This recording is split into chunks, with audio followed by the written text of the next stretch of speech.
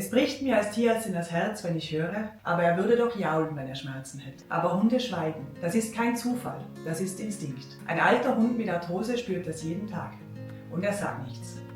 Achte auf die stillen Signale, wie Zögern beim Aufstehen, leichtes Humpeln oder Wegdrehen bei Berührung. Das ist seine Sprache. Als Welpe hat er noch gejault. Aber heute schweigt er, weil er gelernt hat, stark zu sein. Aber du kannst seine Sprache lernen.